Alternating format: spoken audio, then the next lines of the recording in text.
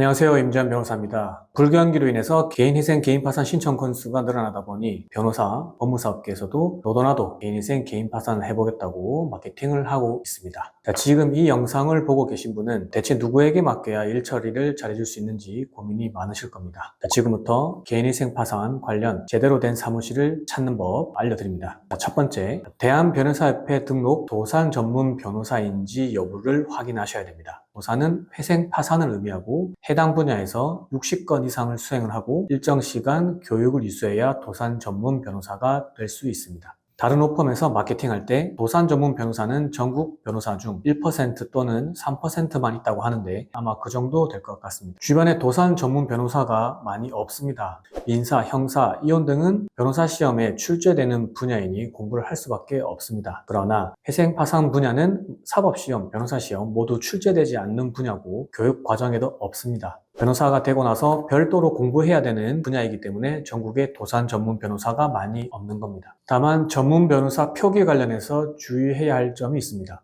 전문 변호사라고 다 표기되어 있더라도 다 같은 도산 전문 변호사가 아니라는 거죠. 자, 예전에는 대한변호사협회에 정식 등록된 변호사만 도산 전문 변호사라는 표현을 사용할 수 있었지만 최근 2, 3년 전 변호사 광고법이 개정되어서 도산 전문 변호사라는 표현은 이제 모든 변호사가 사용할 수 있게 되었습니다. 진정한 도산 전문 변호사는 대한변호사협회 등록 도산 전문 변호사라는 마케팅을 할 수 있고 그 외의 변호사는 대한변호사협회 등록이라는 말을 쓸 수 없습니다. 이 부분은 사실 그 마케팅을 보는 분들은 이 정보가 없기 때문에 도산 전문 변호사라고만 표기되어 있으면 이 사람이 회생파산을 잘하는 변호사구나 라고 오해할 수 있습니다. 그러나 지금 이 영상을 보고 계신 분들은 정확히 아실 수 있겠죠. 대한변호사협회 등록이라는 말이 있어야 진정한 도산 전문 변호사입니다. 추가로 대한변호사협회 도산 전문 자격증을 꼭 확인하셔야 됩니다. 도산 전문 자격증 관련해서 블로그에 흐릿하게 올려서 변호사 이름이 제대로 안 보이게 하는 경우도 있고요. 또는 이름을 가린 경우가 있습니다. 이런 곳은 절대 가시면 안 됩니다. 그 이유는 두 번째 내용에서 말씀드리도록 하겠습니다. 두 번째 기준 말씀드리겠습니다.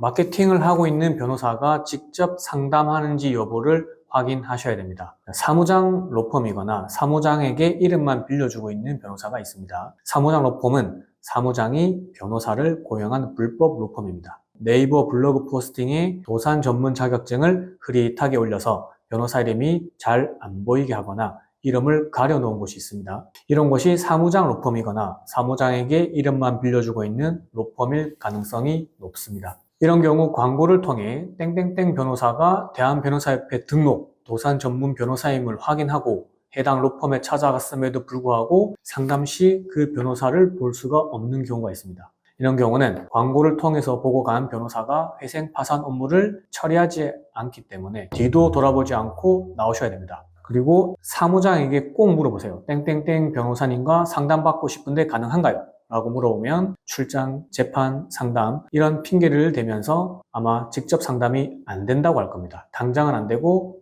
다음 주에 된다 하겠지만 그 다음 주에는 또 안 되는 이유가 생기겠죠. 자, 이런 경우는 무조건 나오셔야 됩니다. 사건이 제대로 처리될 가능성이 낮고 뉴스 보시면 착수금을 들고 도망가는 경우도 가끔 있습니다. 꼭 주의가 필요한 부분입니다. 자, 세 번째 기준, 변호사 상담이 성실히 진행됐는지 여부 확인하셔야 됩니다. 저는 채무자분들이 다른 로펌에서 먼저 상담받고 저에게 오시는 것을 환영합니다. 다른 로펌에 먼저 다녀오셔야 저와의 차이점을 느끼실 수가 있기 때문이죠. 다른 로펌 다녀온 분들이 저에게 제일 많이 하는 말들이 뭘까요? 자, 첫 번째, 다른 로펌은 이런 설명을 안 해줬는데 이런 내용 모르고 진행했으면 큰일 날 뻔했네요 입니다. 저는 회생파산 진행 시 우리에게 불리한 내용을 다 알려드리고 그것에 대하여 대책은 이렇게 세울 것이고 재판부에서 우리 주장을 받아들이면 잘 풀릴 수 있고 그렇지 않으면 특정 부분이 문제가 되어서 진행이 어렵거나 변제금 또는 변제 계열수가 늘어날 수 있다는 내용을 미리 알려드립니다. 해당 사건의 위험도를 설명한다는 것은 그만큼 깊이 있는 상담이 이루어졌다는 겁니다.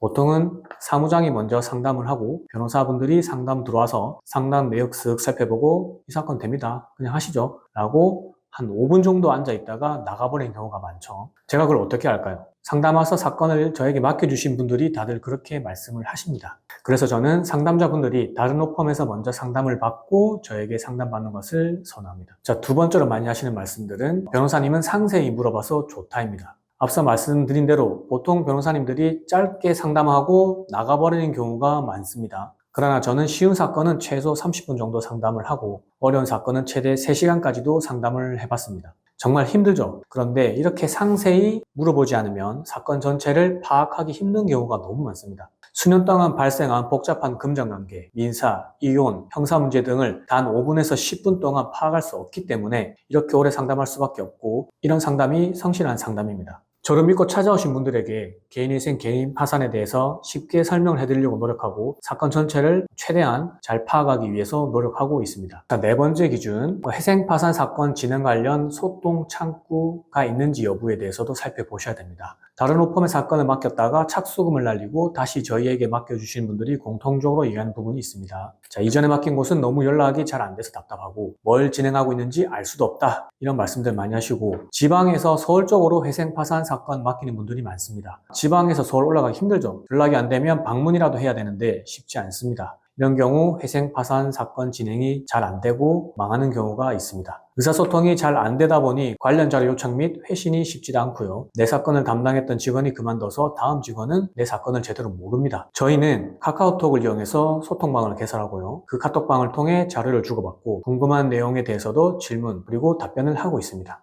야간 주말에도 편하게 질문 남겨주시면 저희가 일과 중에 빠르게 답장을 드리도록 하겠습니다. 한마디로 얘기해서 절대 연락이 두절되거나 오랜 시간 동안 아무런 연락이 없거나 채팅이 없는 이런 경우가 없다는 거죠. 타 지역 거주하시는 분들도 이런 시스템이 좋아서 율마루에 방문하지 않고도 사건을 맡겨주시는 경우도 있습니다. 저희는 회생 파산 사건 관련해서 믿고 맡길 수 있는 곳으로 거듭나기 위해서 최선을 다하고 있습니다. 전화 상담 그리고 방문 상담 받으신 분들은 항상 말씀하시는 게 1차 상담 실무진도 친절하고 변호사 상담도 되게 친절하다, 이렇게 많이 말씀하시거든요. 혹시나 이 영상을 보고 계신 분 중에서도 다른 곳에 상담을 받아보셨더라도 한번 율마루에 상담 받아보시는 것도 제가 추천을 드리겠습니다. 자, 상담자분들이 편안하게 사건에 대해서 이야기하고 믿고 맡길 수 있는 율마루가 되도록 하겠습니다. 자, 오늘은 개인회생, 개인파산, 믿고 맡길 수 있는 로펌 기준 4가지에 대해서 말씀드렸고, 짧게 한번 정리를 해보면은, 첫 번째, 대한변호사협회 등록 도산 전문 변호사인지 확인하셔야 됩니다.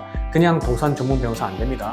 그리고 그 전문 자격증도 꼭 확인하셔야 됩니다. 그 전문 자격증에 이름이 제대로 기재되어 있는지, 아니면 그 광고하는 변호사가 그 변호사가 맞는지, 그리고 방문하셔서도 한번 확인이 필요한 부분이 있습니다. 여기 보이시죠? 이런 도산 전문 자격증이 아마 있을 겁니다. 그래서 사무실에서도 한번 확인해 보시고요. 두 번째는 광고를 하고 있는 변호사가 직접 상담하는지 여부도 체크하셔야 됩니다. 단순히 사무장 상담만 하고 덜컥 사건을 맡기시거나 다음 주에 미팅 가능하다 이런 말들을 믿고 바로 사건을 맡기는 경우는 없어야 됩니다.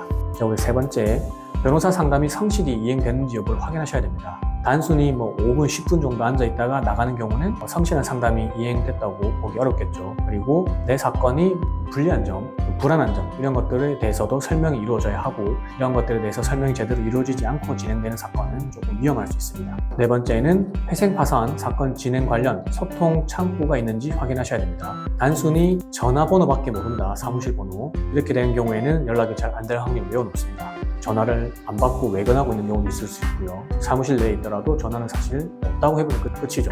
그러나 저희 같은 경우는 카톡으로 소통하고 있고, 카톡은 저희가 한 명이 보는 게 아니라 여러 명이 보고 있기 때문에 최대한 빠르게 답장을 해드리고 있습니다. 자, 오늘 영상도 도움이 되셨다면 구독, 좋아요, 알림 설정 부탁드리고요. 법무법인 율마루에 상담받고 싶으신 분들은 전화 주시면 친절히 상담 드리도록 하겠습니다. 감사합니다.